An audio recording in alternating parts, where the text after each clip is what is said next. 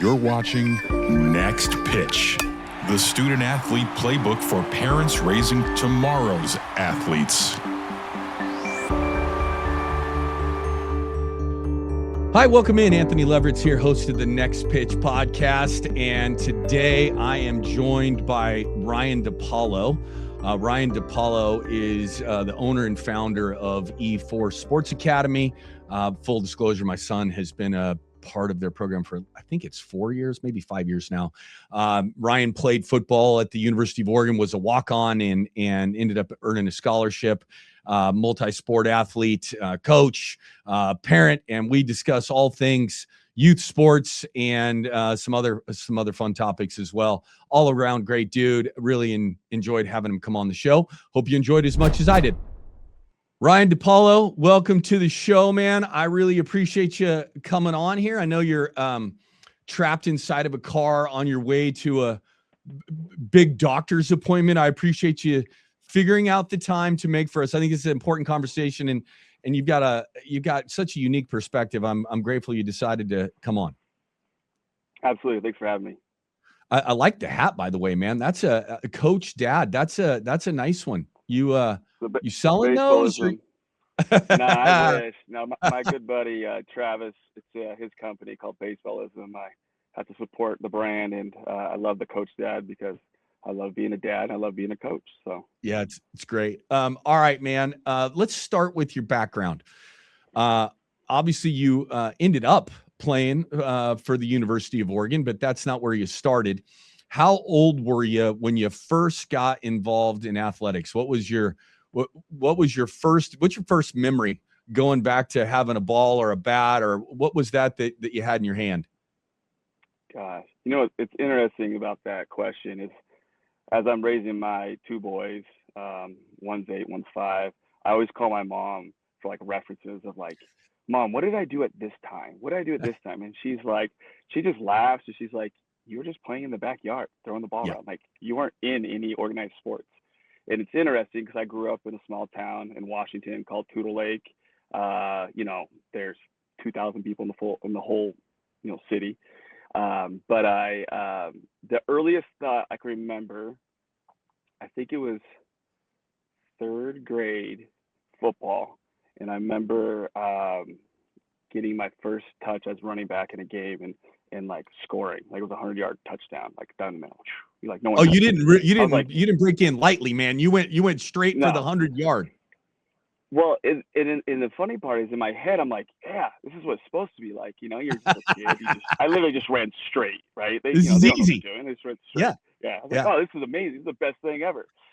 So and then you get back and you start playing and you all of a sudden get hit a few times. Like, oh, okay, this is what football really is. So that's my earliest memory as far as playing organized sports. As far as playing sports in general, I have 2 older brothers.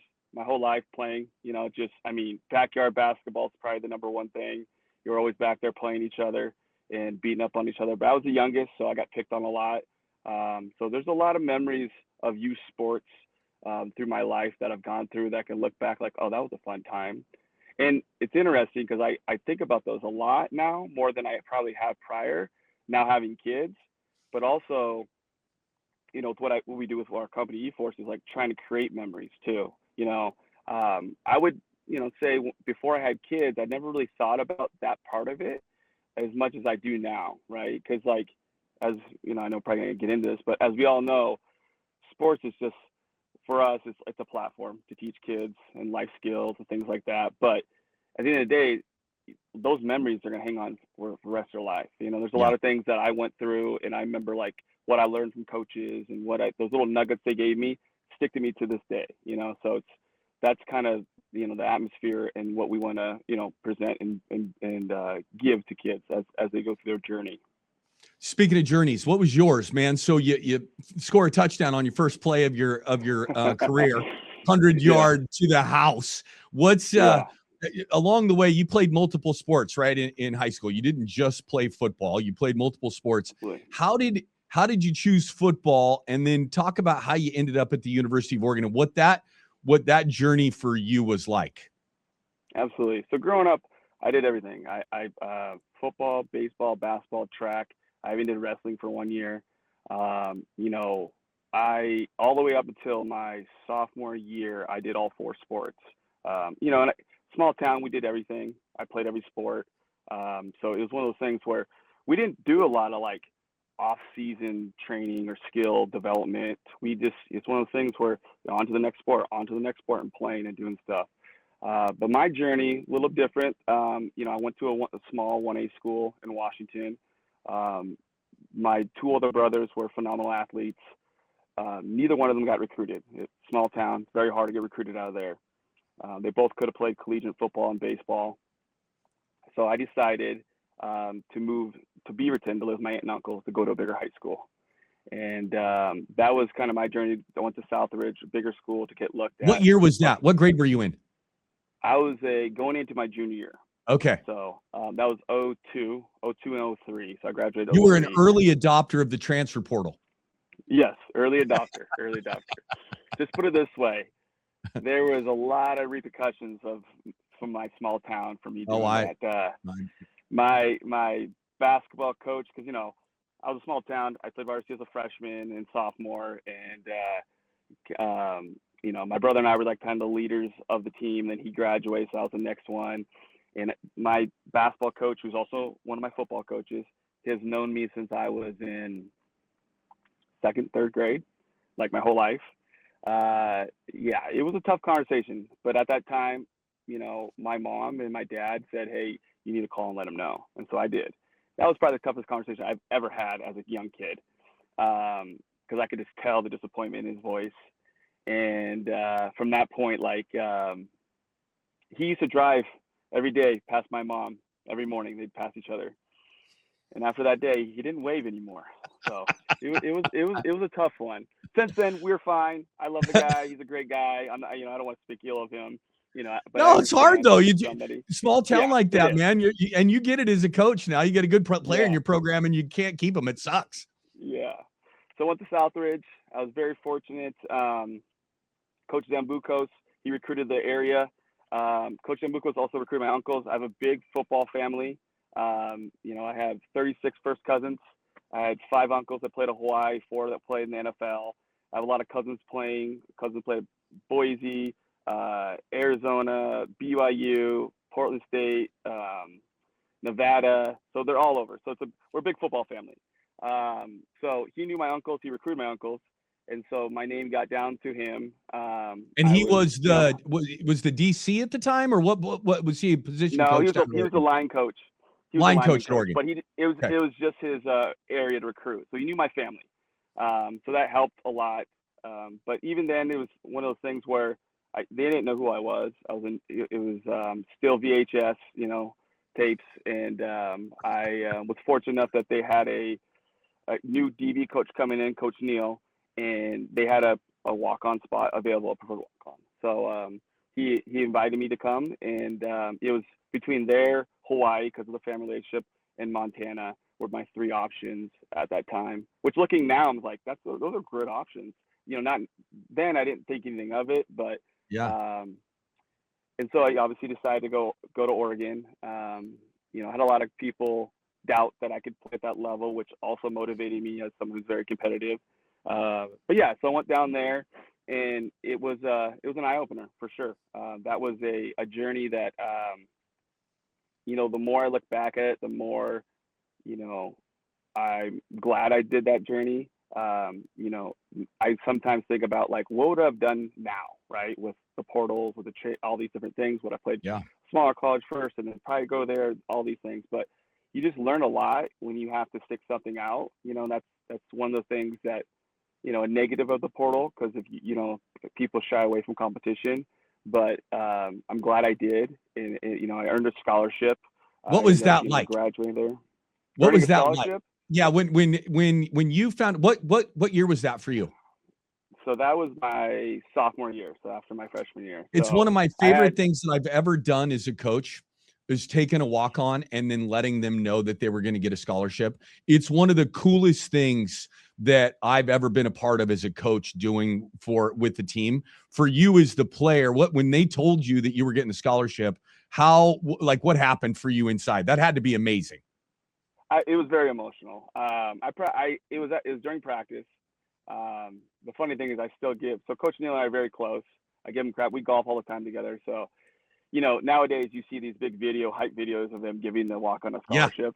Yeah. Coach Neal, I think he just knew that I already knew that I was going to get one, because it's like I had this list of things I needed to do, like between him and Coach Bellotti at the time, like, hey, you need to be, a contributor on the special teams as well as the backups free safety, and you'll earn your scholarship. And I was those things for the first 3 games of the season before school started. So I kind of knew it was coming, and it was one of those casual jogging on the field to go, and Coach Neal goes, hey, DePalo. I'm like, yeah. Coach goes, hey, you're on scholarship. And I just froze, and I started crying, but it was more emotional when I called my mom and told her. That's life-changing, man. Yes, and especially for my mom and my family. She was very emotional and very happy for me, obviously, because she knew that was something I was working so hard to get. And it's one of those. It's also one of those things that it was also a good learning lesson. My goal was to get a scholarship, and once I received that scholarship, that next game was probably one of my worst games. Yeah. And funny enough, Coach Zambucos pulled me aside. He goes, hey, I've seen this before. He goes, was your goal to get a scholarship? I'm like, yeah, absolutely. That was my goal. I didn't have anything above that. He goes, you need to make bigger goals. Because the way you played was not like a scholarship athlete. That's not who we gave a scholarship to. And I'm like, done. Get it. I understand. Message received. Message received. And that was a great learning lesson in life, and it also kind of, to go back a little bit, before my first year, my redshirt year, I always kind of tell this story is, I was one of, I think there was 8 to 10 walk-ons, and we're all friends. Obviously we're the walk-on group or whatever, but everyone treats us the same, especially back then. But we, majority of them quit that following year. And they were going into, so a lot of them, went on to play another sport, decided it was too tough, because, as a walk-on, you're the bottom of the barrel. You're just everything, every rep. You might even be underneath the bottom of the barrel. You might be underneath the bottom. You're absolutely right. And so a lot of them was too hard, and they quit. And I just remember during that off season, calling my mom and just telling her the story. I wasn't even saying anything, and she stopped me. She goes, you never quit anything in your life. You're not going to start now. And I remember her saying that exact same thing to me the one year I did wrestling, because this is going back to 6th grade. I went to one day of practice of wrestling. I go, Mom, no, I hate it. I'm not doing this. I don't like wrestling. I'm sorry. I want to go back to basketball. She's like, nope, you start it. You're going to finish it. And that life lesson from 6th grade came all the way back to me to then ultimately change my life path. If I would have quit, which I don't know if I would have, to be honest, but all your friends are quitting, changed me dramatically. I got a full ride scholarship. I'm really proud of playing at the University of Oregon. I think a lot of that has to do with why I started EForce and my direction with EForce. So it's one of those defining moments. It's interesting that it's a defining moment, 6th grade, came back to me to another defining moment that changed the outlook of where I went with life. So that's pretty cool, man. That's a great story. All right. So now you are the founder and owner of EForce, right? It's a sports academy. Full disclosure, my son this is year 4 or 5, I think he's part of you guys' organization. And I've watched him grow within it. But why'd you start it? What was when you looking back now, it probably seems like, oh yeah, of course I should have done that. But what was the reason behind beginning this company? So to start, I think where it really clicked to me that I wanted to do something in this area. So I got a business degree at Oregon. So when I tore my ACL going into my senior year, and I was at the time, I was JD Nelson's backup. JD was graduating, so I was the next in line to start. I had an unbelievable spring, tore my ACL. I was supposed to be the guy, and it kind of changed my thought process of life, direction, what I want to do. And I came back really fast from my ACL. I ended up still playing my senior year as a reserve, but I wasn't 100%. But I had to become a coach. Like had to get everyone else ready, and it kind of clicked that like, I actually kind of like this. I like coaching and mentoring and teaching all these young guys. They all called me grandpa because I was the oldest one, in the DB room. But that was a moment that like, oh, this is fun. I really like mentoring and helping people because I wasn't, I played in the era of the Jairus Burrs, the TJ Wards, the Pat Chungs, where they're just freak athletes and they're very good, right?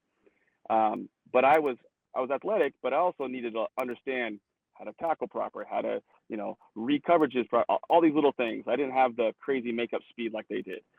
And so that really helped me become a coach too. And I also became a better player because of that too, of understanding not just like what I'm doing, but explaining to people like, this is what your position does, but this is what these other people have to do as well. So that kind of sparked my interest of the coaching world. And then when I was done, I ended up, getting into, obviously I was doing a lot of rehab, a lot of training for my knee, and I liked that world, like that it was a platform to work with youth.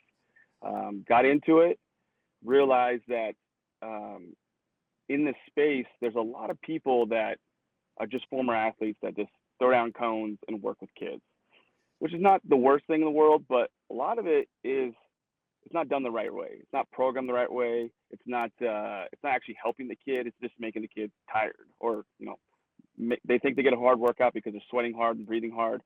And so that's kind of where I went down the avenue of like searching. They're like, how do I build like a college staff, right? And I love the business side of it. So I was like, how do I build a business around doing this? I was fortunate enough to find a gentleman named Eric Jernstrom. He became our director of sports performance. He's now with the Atlanta Falcons as their strength coach, but he helped me kind of focus in what that was. And we came up with a plan. At that same time, I had a great relationship with my business partner, who Alex Brink. Alex was still playing professionally during this time of us building this, and he would come back, we'd run camps together. And we'd always talk about like, there's a lot more to this, right? We're doing great. We're out helping these kids, running camps, teaching them, helping these kids get better. But there's a lot more to this than just, running a camp or doing training, when you started it, was it just football and strength and conditioning? When we started, it was just strength and conditioning. Just strength and conditioning. Then went into football, yes. And then we started the football side when Alex came on officially in 2015. That's when we became from EForce Sport to EForce Sports, basically. It started off EForce Performance, and then it became EForce Sports because we wanted it broader.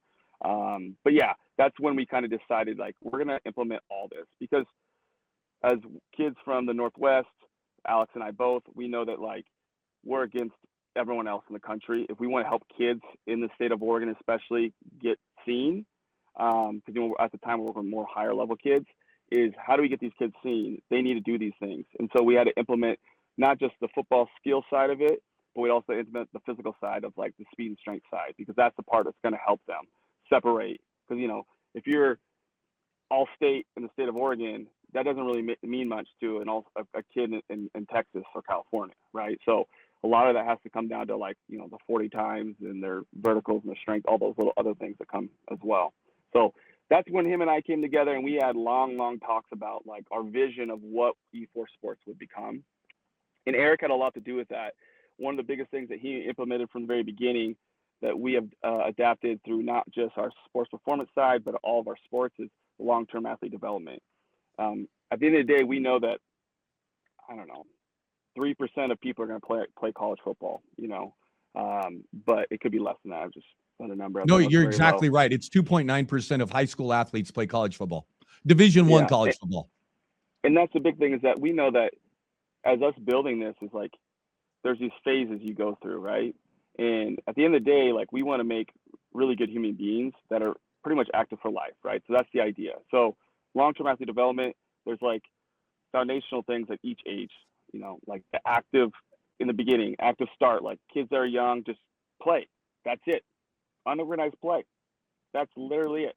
And then you moved up to kids a little bit older, like my son's age, fundamentals, right? We just try to gamify things for kids so that they're having fun, but they're actually learning some skill stuff that helps them. And understanding that process of doing this throughout their stages is going to develop them better overall. Like, I always look at it as like a pyramid. Like, the very bottom, you got to build that foundation as wide as possible, so the pyramid is very, very big. If you don't build that foundation very far out, it's not a very big pyramid. And so that we see that a lot with kids in sports, especially kids that do a lot of specialization early on. We see that all the time. So that was a big conversation. Alex was a multi-sport athlete. I was a multi-sport athlete. We're all multi-sport athletes. We know the statistics of multi-sport athletes. That's where people, the most athletic, come from. I always like to share the story of Jordan Kent. I'm sure you know Jordan. Jordan, his background as a basketball and track star. He never played football in college, never played football ever. And the reason why he was able to go on the University of Oregon and walk on and be a superstar and play in the NFL was because he was a multi-sport athlete. He learned skills from basketball of using his body, right? He learned stuff obviously in track from being very, had world-class speed. All those things helped him play the game of football. And he never even played it. He never played it in high school, ever. And so, and you take some other guys that came on the same time from the track team that all they did was track, and they're freaks at track, but all they did is could run a straight line. They came into tryouts, they got knocked out pretty much. Like that's the type, so mentality of people of like multi-sport athletes to like single sports athletes, they don't transition unless you play a lot of sports and introduce kids to more stuff. Well, let's drill down on that a little bit deeper, right? So I always talk about, people ask me, what my son does, and I tell them about you guys, and just philosophically aligning with how I thought about this most of my adult life. But you guys take a completely holistic approach to sports, right? It's not just, I'm a wide receiver, I'm going to run the route tree over and over and over and over again and then try to get strong, right? Like you have a full academy. You guys offer multiple sports and encourage kids to do multiple sports. And I know you talked about Jordan Kent and how important that is, but what's the negative of being a specialized athlete starting in the 3rd, 4th, 5th grade, right? It's happening over and over again. What is the negative outcome that can come? And it might work out for some kids, but there is a ton of stats out there that say if you do that, there are some negative outcomes that can happen for you. Kind of discuss that part. There's a lot. So injuries, burnout. There's a lot of things that happen at that age where kids are not developing. Also, if a kid's just in one sport and he's just doing that sport, he's going to be more skilled in that sport, right, than most at that age. But over time, kids that are playing multiple sports are going to become better than them. And it's because they do these other things to help them become more athletic. But also, it's a mental rest too. It's not just the physical side, but if you keep pushing a kid in a certain area and that's all he does and he doesn't love it, and that's a big part of what I always talk about. Like for my son, I have parents come to me because they know what I do, and our kids are about the same age. Like, what are you doing with RJ? That's my 8-year-old, and I'm like, listen, like greatest one. Yesterday, RJ did a baseball tryout. So he's in 2nd grade, and he wanted to try out for 3rd, 4th, and I'm like, okay, RJ's for baseball alone, he's in the love phase still. Like, he loves football, loves basketball, but baseball is a little slow for him.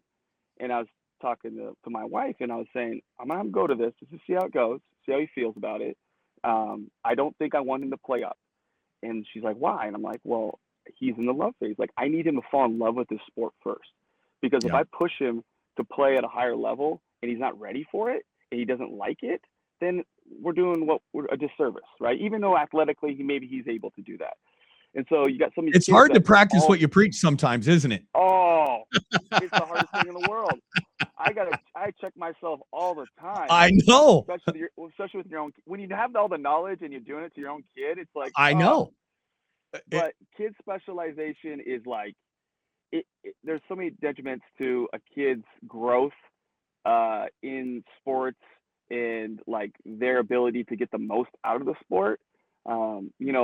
A lot of times, like with my son, he's loving the game of football. And he always throw a ball. We do it all the time, but I want him to do these other things. When he takes that little bit of break and comes back, you see a big jump. It's because of like there's this rest, there's this understanding of how to do it, but he's not just trying to force things. Things come more naturally for him as well. And I'm not like, as I'm coaching my kids, I'm not so worried about skill because I know skill is going to come over time. It's important to work on skill, but I'm more worried about my son falling in love with the speed and strength side. That's just me as a dad, and I'm really like, and I'm thinking, I thank God, I think my wife all the time. She's like, you just love this.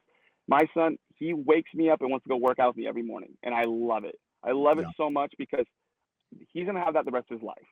Yep. And I make it fun for him. We have a blast with it. But I know at the end of the day, if he wants to play at the next level, any level he wants from where he's at to high school to college, whatever it may be, that's going to be the difference maker. So him falling in love with that is the most important thing for me. And then adding on skills and then having fun with skills, right, at different levels. So we kind of do like the foundation of play. Like, all right, our 10U kids for football, they're still trying to fall in love with the game. Okay, simple things. We're going to have fun with, we're going to gamify things, catching and throwing, basic spacing, little things about earning, confidence, like boosting our confidence. So we put these things together for our coaching staff because for our coaches, they can coach at a very high level. We also need them to also coach at a lower level for younger kids. So understanding like, here's the focus areas. These are the areas at this age we want you to focus on. And a big part of that also has to do with competition to development. We want to work with kids at that age. It's 25% competition, 75% development. And that's, to me, one of the biggest issues I see in youth sports is I'm not understanding the ratios of what for development to competition should be. My son's in a basketball league right now. The league itself, all they do is play. They practice like 20 minutes before a game and play. That's it. And obviously I'm okay with it because I'm fortunate enough to have the space I have and have a gym and have things so I can have the kids come work on development stuff. And this is the important things that we want to work on and then go do it on Sundays and play, So understanding at each stage of where the kids are and help development wise, it's going to help them be more of a holistic approach to like them as a person, but them as an athlete, but also like a well-rounded person too, So yeah, that's kind of how I look at all that stuff. I love it. One of the things you said, and we talk about this a lot, and every chance I get to bang this drum, I want to do so. And the idea that if you specialize young, you are going to be more skilled probably at that young age than the person next to you that's playing 3 or 4 sports. But the thing that you miss out on, like sports and athletics and youth especially, is the best classroom for life that these kids are going to have, right? Like learning how to be a team, to be on a team, have a role, and learn how to fail, get back up again, practice again, and then go maybe fail. You're going to go play again and you might fail again, but learning that courage and that resilience from that failure. And if you're only doing one thing, you're missing out on all those other opportunities, both to fail and have a different role within a different sport where you may not be the best player. And I think if you specialize young, you're going to miss out on that. I could not agree more. I think of the story just happened last fall for my boy. Sorry, relay a lot of stuff back to my son, but yeah. So poor Kyler gets drug into my conversations all the time, man. They playing in their little flag football thing. We practice a couple days a week, and I have my defensive. I mean, they're 7 and 8, but I have them at the very beginning learning how to read keys because I want them to understand how to read a key because most of the time we play other teams, they're just kind of looking around, right? And I mean, you see me, coach. I'm very about like where your eyes are, what you're doing. Had them locked in. We had an unbelievable season. Our kids, we probably scored 100 and something to 18 points. The kids were lights out. Great, right? So we played the championship game, and we played a team. We ended up losing in overtime. And I looked at my assistant coach and go, "This is the best thing that ever happened to him." And he goes, "Really?" I'm like, "Yeah. They don't know how to lose.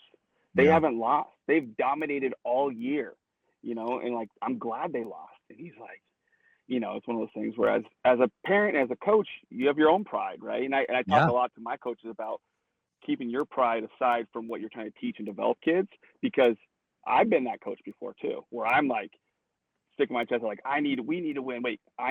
No, sweet. No, it's for the kids. And so That's like right. I try to separate that a lot with our coaches. I understand it's human nature and what we do. And, you know, going back to what your conversation about, like what you learn from sports, like the mental side of the game, like confidence, resilience, things like that, but also like the social side, which I think is a huge thing.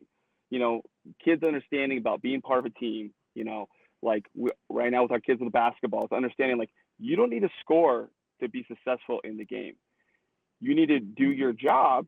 And like, so one of the things I make sure all my coaches do is like, if a kid sets the perfect screen at 8 years old, we get so excited on the bench. Ken, that was the best screen ever. And just give her, and she just see the biggest smile, right? Because we want them to understand like scoring is not the only part of the game. It's a small part of the game. And so if you get excited for a kid to do the right thing in the other areas, you're going to see them grow more, right? And then you see other kids get them great screen, high five, and then it's this brotherhood, sisterhood type of thing where they're like, yes, helping each other out. And then their character, right? Work ethic. You know, I teach this thing in basketball called, I stole this from a lady. She was awesome. And you probably heard this before, but you know, it's bear tree, right? That's all I say. So I'm really keen on like cue words to kids. And so all I ever talk to them when they're on the court is like bear, bear, bear, and the hands out there, tree, tree, tree, tree. And then us give them high five. That was the best tree ever. That was the best bear ever. You know, it's so fun to see kids clicking and doing it, but working hard too, and then reminding each other, and then communicating, helping each other out. So there's so many things you get from team sports that I just love. And, you know, the part of like kids wanting to push themselves past, like if they're tired or like, oh, everyone else is running down court, I need to run down court. You know, all those little things add up, you know, and they help them, not the moment become a better athlete, but just better people and pushing themselves outside their little comfort zone. Yeah, I love it. And so I'm glad we talked about some of the things that are right and good about youth sports, right? Because quite often, if some people listen to us talk, we sometimes we focus more on the areas that aren't good. And I really want to frame the conversation around as we continue to talk about this, that youth sports is good, right? It is a good thing when done in an appropriate way. And young people, there's so many transferable life skills that can come from learning if it's done in the right way. However, there are some things that are wrong in the youth sports world. And it's one of the things I'm so grateful that we ended up finding you guys, that there has not been, for my son, has not been exposed to this except for seeing it from other programs. And I want to bring this up because you were involved in an incident recently, and I'm not going to talk about the other team, but it's a scrimmage, right? It's not a game.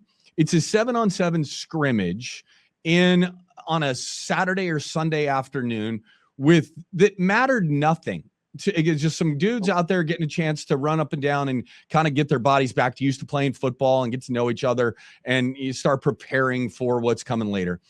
And over the course of the game, the day, I heard as a coach yelling and screaming and cursing and swearing at his own players. And you can go to any football field, any basketball court, anywhere in America on any given Sunday or Saturday and see this happening with third and fourth graders too, right? Like it is the most disgusting thing that I've watched. And I watched you handle this situation that occurred between the two teams that turned negative, and a coach oversteps his bounds in how he's communicating, not only with his own players, but then it turned into the other team's players. Number one, as an academy owner or a sports academy owner and coach, we're always teaching our kids something, right? How they're treated and how they allow themselves to be treated is something that they're learning. And they should be treated with respect. They should respect the people that are coaching them. But when they're not treated with respect, how it is such a negative component that is happening in our youth sports world right now. How do you guys think about that? What's your message to coaches who have this responsibility of grooming these young people and teaching them about how they're supposed to be treated and how to treat others? Absolutely. So one of the things is like we go by, Alex and I talk about this all the time. Like you're a leader first, you're a mentor second, you're a friend third. And it's across the board. And so even like when we talk, all my coaches, like, hey, I know you want these kids to like you, but then you need to be their leader first, coach, right? And then you need to be their mentor, and then you can be their friend third. If you do it in that order, the respect's there, and understanding how to deal with certain scenarios, so they respect you, you respect them, having conversations, open conversations. But when it comes to like tournament stuff, when we go to this stuff, you know, I'm not, as you know me, I'm not afraid of conflict. I'm not afraid to face somebody if something's going on. And in that scenario, a coach was he was barking at one of our kids and kind of stepping over him. And that, to me, that's very disrespectful. And so I quietly went over and said, hey, let's have a conversation. And he didn't want to have the conversation. And I was saying, you know, you are the adult. These are kids. This is how we need to deal with things in this scenario. We're all here to be leaders and help these kids understand how to play the game right.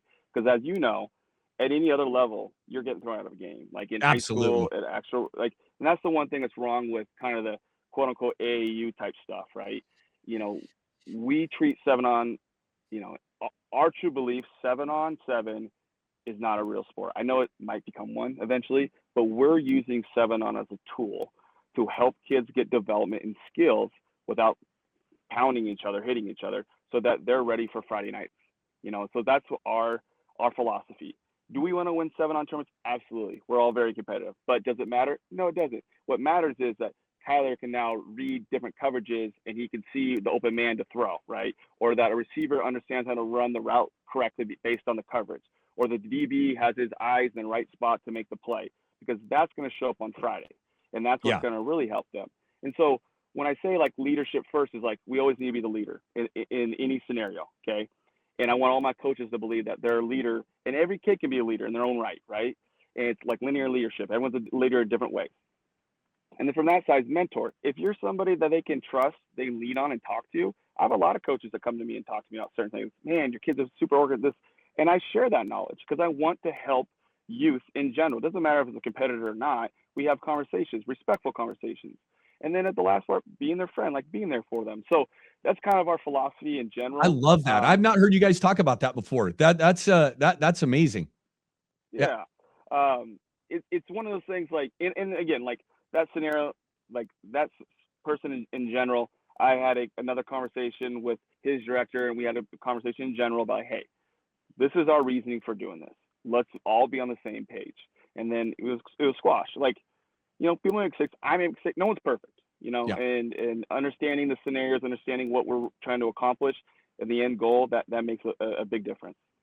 Yeah, I see it every weekend when we go, when we play, right? Like I was at a tournament this last weekend up in Washington, or 2 weekends ago up in Washington, and I'm watching a 3rd and 4th grade team, and the coach is MFing his players at a volume that everybody in the facility can hear.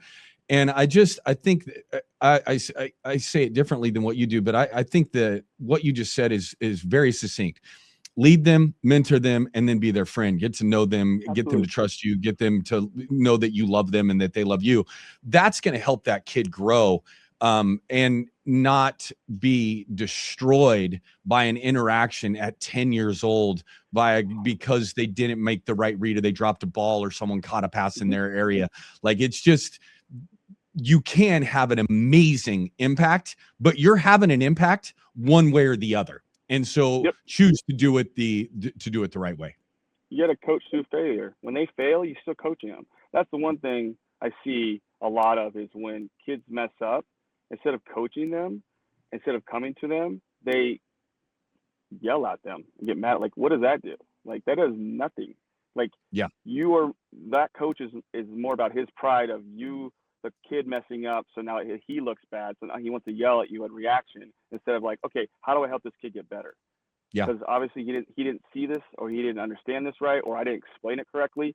And everyone learns differently. You know, I know you know this, but like, coaching is a skill, and understanding how to coach different types of kids is hard, but you got to do that in order to be a high level coach. You just said something that's so important, Ryan, and it's something I've talked about a lot. Is sometimes the kid fails at the skill that they're doing because you didn't coach them well enough. Mm-hmm. And it's really hard to look at. And if you don't know what you're doing and you're just putting them out there, that's going to show up out there, right? So if that's the case and you're a coach, listen to this, and your kids are continually not doing what you want them to do, it might be because you're not teaching them well enough. So go seek out a resource to become a better coach instead of letting that frustration boil over and coming out in an angry way at a young person. Absolutely. I'm always seeking new information and new ways. Like the tree bear thing for basketball, I saw some lady doing. I was like, I've never heard that before, by the way. Oh, I love it. It's great. My kids love it. They click. Yeah. It clicks with them. Totally. There's one that a friend of mine told me once, and she was it was fake a pass, make a pass. I'm like, yeah, that's great. I'm gonna do this with my kids. Hey, every time you gotta fake a pass before you make a pass, I'm gonna use it in the skill level knowledge that I know and work with the kids because I want them to understand these skills. And you know, it's interesting. You and I both are big golfers, but I've learned a lot of this stuff in golf. Right? There's these little sayings that like click with people. Right? You have to figure those things out. And I learned it when my son was getting coached to golf.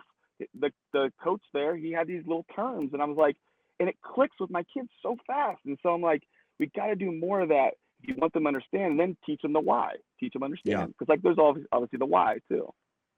Well, I think it's really important. So, advice to parents. I think we've talked enough here today. Advice for young people is to get them in multi-sports, right? Like Absolutely. get a holistic approach, get them. But let's move to, I've got an 8th grader freshman that is now going through the process, and you think your kid has a chance to be a college player, or he or she wants to be a college player, whatever that dynamic is in your home.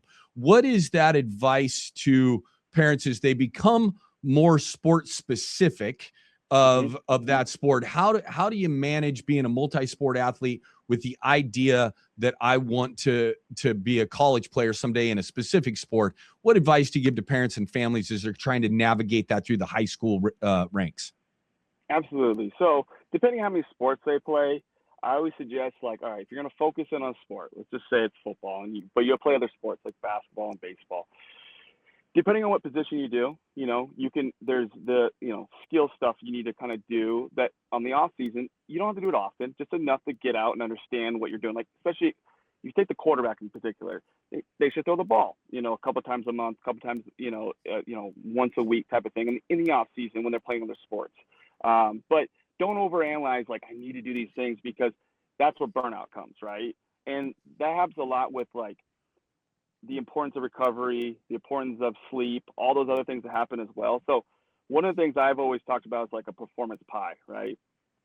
And what that is like, there's a physical side of stuff, right? So that's the speed and strength stuff, where I think is number one. Like, that should always happen in season, out of season. If you want to play collegiate, you definitely have to do those no matter what. Like, but at the end of the day, say your kid doesn't play collegiate, you should do the rest of your life anyways. Like, that's part of life. Like, training, working out, you're going to stay healthy, have a longer life. You're going to have all these great things by doing those things too.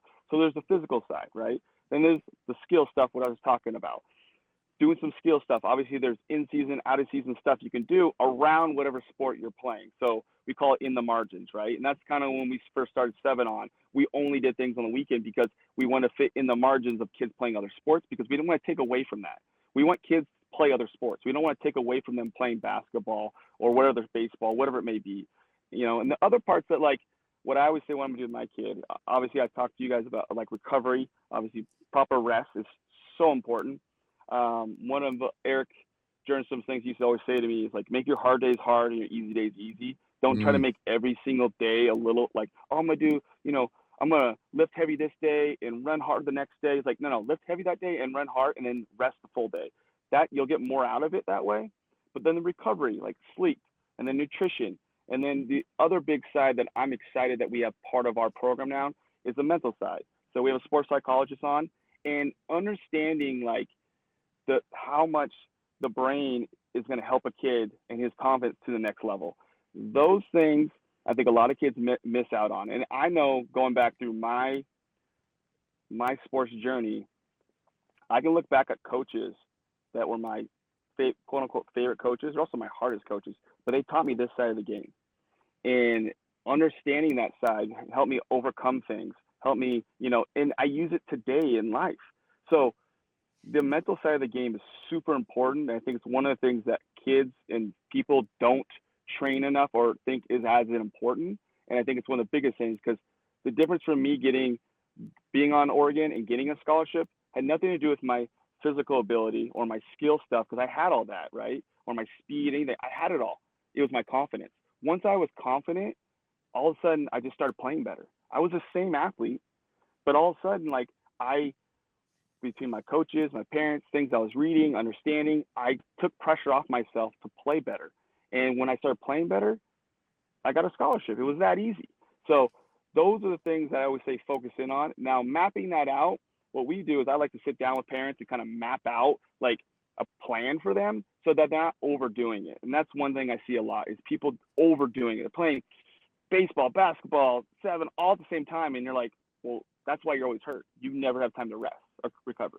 And we've had kids that have done it in our program. We say, you don't need to do 7 on. Like, you don't need to be part of our program, because it's more important for you to have this time to rest if you're going to play basketball and baseball at the same time. And baseball, even though it's not as fast of a sport, you're still activating your nervous system, and that still affects your body and your recovery. So don't think baseball is a rest. It's not. Rest is actually rest, So there's a lot of elements that go into that, but depending on what sport they want to focus on, depending on what part of the season they're in, is how you kind of program it out. And programming is the number one way to get the most games. So I love it. It's another transferable skill, right? And being able to plan and have a schedule that puts in all of your school, my social life, my strength and conditioning, my sport that I'm in, my sport that I want to play college in that might not be in my season. That's another thing. If you can learn how to schedule that out in your life as a freshman, sophomore, junior, senior, that's what real life looks like someday, right? When you got kids and a job and work and all the social, playing golf, got to get that in there somehow, some way. Like that is a transferable skill that kids can learn from and should be learning about scheduling how their life looks and what those priorities are that they have to get done. Yeah. Absolutely. All good stuff. All right, man. You're a football dude. I know you're really at heart a golfer, and you're probably as excited as I am that Brooks Koepka was back on the tour this weekend, and I'm so glad that some of that's starting to happen.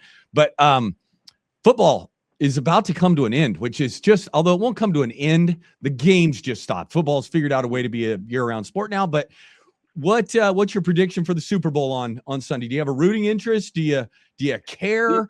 Who's Seahawks, winning on baby. Sunday? Seahawks. Did you grow up a Seahawks fan?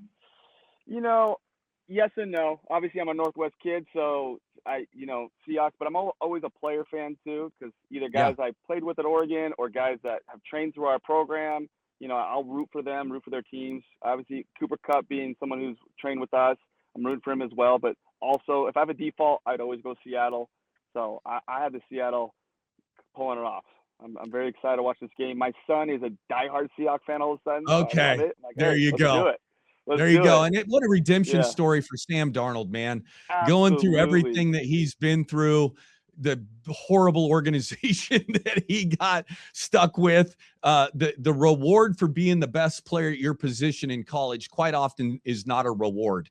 And kudos to the Patriots for realizing what they had and pulling the cord on a previous coach and bringing something organizationally, a structure that was going to help Drake May become what he's becoming.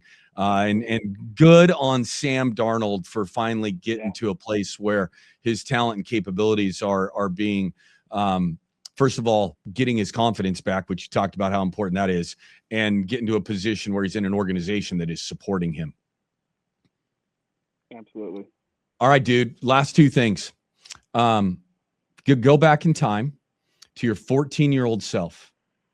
What advice would you give yourself? What's that? Little time machine here, backwards in time. You can tap yourself on Ryan DePalo's shoulder at 14 years old. What would you tell yourself? Who listens to this? Parents, coaches, athletes. I just want to make sure I say something. PG-13. Okay. Just be more focused. I was probably at that age where I thought hanging with girls was kind of the coolest thing to do, Now I'm going to have my son listen to this one for sure. Yeah. It's one of, I think I learned later.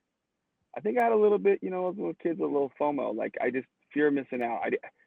You know, your social life's always going to be there, right?